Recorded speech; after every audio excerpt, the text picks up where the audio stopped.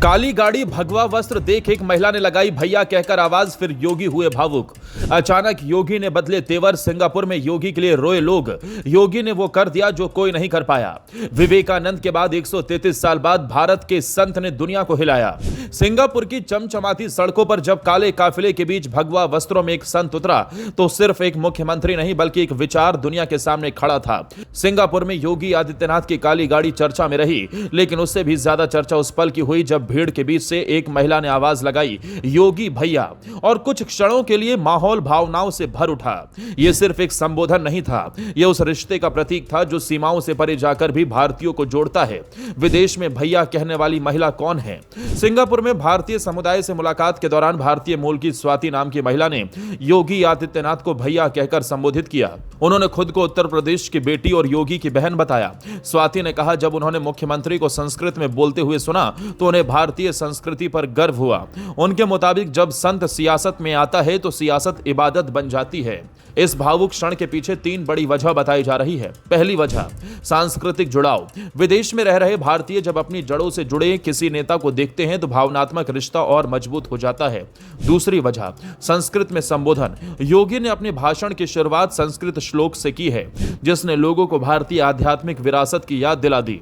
तीसरी वजह, साधु की पहचान। एक सन्यासी जब आधुनिक मंच पर खड़ा होकर विकास और निवेश की बात करता है तो वो भारतीय परंपरा और आधुनिकता का अनोखा संगम बन जाता है। जब योगी आदित्यनाथ ने सिंगापुर में संस्कृत में बोलना शुरू किया तो लोगों के मन में 133 साल पहले का वो ऐतिहासिक क्षण ताजा हो गया जब स्वामी विवेकानंद ने अमेरिका के शिकागो में sisters and brothers of America कहकर पूरी दुनिया को चौंका दिया था। विवेकानंद के उस संबोधन ने भारत की आध्यात्मिक शक्ति को वैश्विक मंच पर स्थापित किया था। उस समय अंग्रेज भारत को पिछड़ा बताते थे, लेकिन एक साधु ने ज्ञान और आत्मविश्वास से दुनिया का नजरिया बदल दिया। आज जब योगी आदित्यनाथ सिंगापुर की धरती पर भारतीय संस्कृति की बात करते हैं और साथ ही निवेश, डेटा सेंटर और औद्योगिक विकास पर चर्चा करते हैं तो तुलना स्वाभाविक हो जाती है। योगी की यात्रा सिर्फ सांस्कृतिक प्रदर्शन नहीं थी, यह आर्थिक और रणनीतिक मिशन भी थी। उन्होंने सिंगापुर के प्रधानमंत्री लॉरेंस वोंग और विदेश मंत्री विवियन बालकृष्णन से मुलाकात की। आमतौर पर अंतर्राष्ट्रीय स्तर पर प्रधानमंत्री ही प्रधानमंत्री से डील करते हैं, लेकिन एक राज्य के मुख्यमंत्री का सीधे प्रधानमंत्री स्तर पर वार्ता करना अपने आप में बड़ा संकेत माना जा रहा है। योगी ने दावा किया कि पिछले 1 दशक में उत्तर प्रदेश की अर्थव्यवस्था 3 गुना बढ़ी है। इस दौरे में लगभग 1 लाख करोड़ रुपए के निवेश प्रस्तावों पर चर्चा हुई, जिनमें से करीब 60,000 करोड़ रुपए के समझौते ज्ञापनों पर हस्ताक्षर किए जा चुके हैं।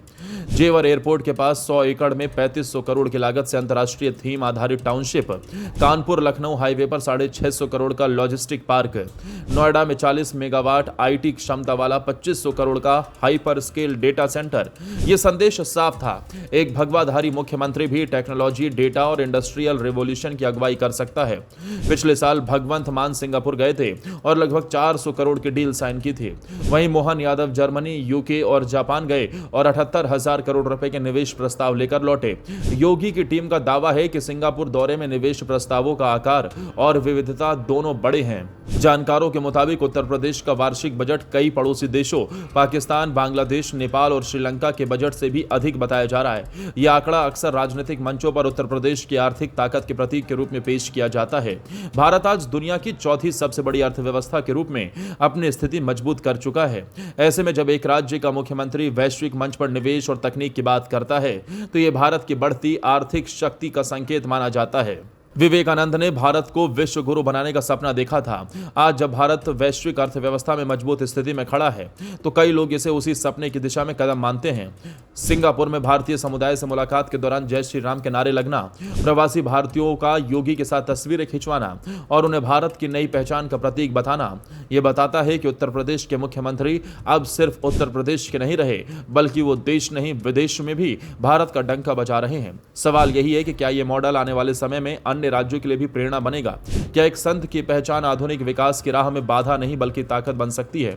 दुनिया भर में जिस तरह से योगी आदित्यनाथ की इस यात्रा की चर्चा हो रही है वो कई राजनीतिक और आर्थिक संकेत दे रही है। क्या यह भारत की वैश्विक छवि को और मजबूत करेगा या यह सिर्फ एक राजनीतिक ब्रांडिंग है? कमेंट बॉक्स में अपनी राय जरूर बताएं।